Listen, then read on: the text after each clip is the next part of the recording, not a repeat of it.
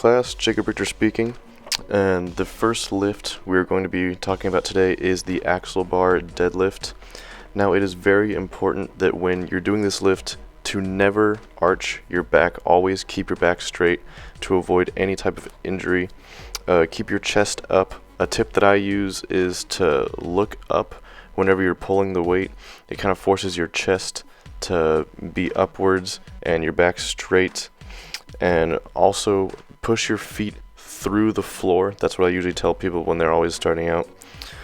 So you want to simultaneously lift your chest up and drive your feet through the floor, all in a simultaneous motion in order to get the weight up.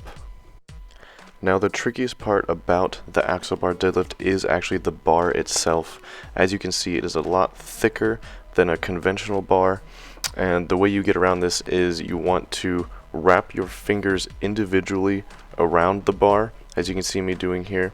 And just before you pick the weight up, you want to push your hands down onto the bar. This kind of suctions, cups your hands to the bar to get as much surface area of your skin and friction on the bar, therefore enhancing your grip throughout the movement.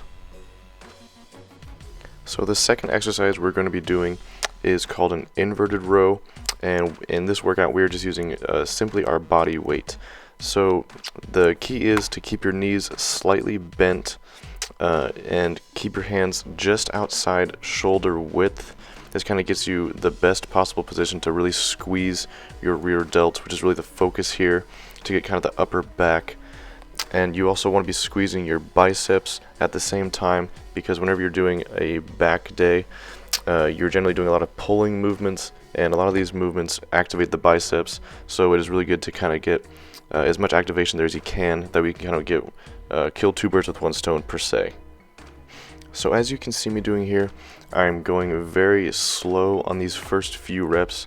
That is to really emphasize the squeeze in my rear delts. It is very important that you do this in order to get as much blood flowing to the back muscles and the biceps as you can, because the blood carries the oxygen to the muscles and therefore all the nutrients it needs to grow. And it is also very important that you try not to swing throughout this movement. Keep very controlled, go slow, and just really concentrate on doing the movement right and getting as much muscle tension as you can on the back as possible. The next exercise we're going to be doing is the single arm T-bar row. You're going to want to start off by gripping the fat part of the bar, specifically where the weights go.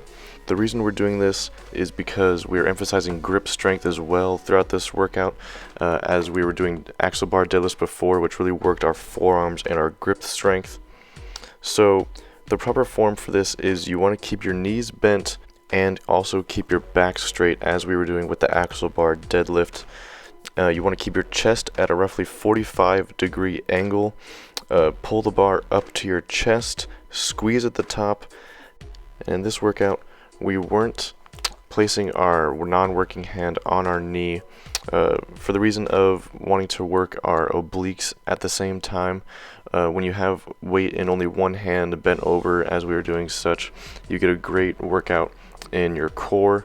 So we wanted to emphasize as much as that's possible. The next exercise is a single arm dumbbell row. You're going to want to start off by placing your non-working hand on something stable. You can see us using a bench here. I've seen people just place their hands on the dumbbell rack themselves. Moving on to the lift itself, you're going to want to pull the weight to your lower chest or stomach. Squeeze at the top. Once again, this is really good for your rhomboids and thickening your lats. And as you let the weight down, let it down really nice and slow. This gives a great stretch to the lats, and really just let your arm hang all the way down to get the best stretch possible.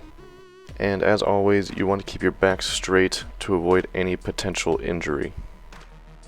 So the last exercise that we're going to be going over today are called 21s. It is a variation of a bicep curl. What it means is it's a total of 21 reps in one set, 7 half up reps, 7 half down reps, and 7 full reps.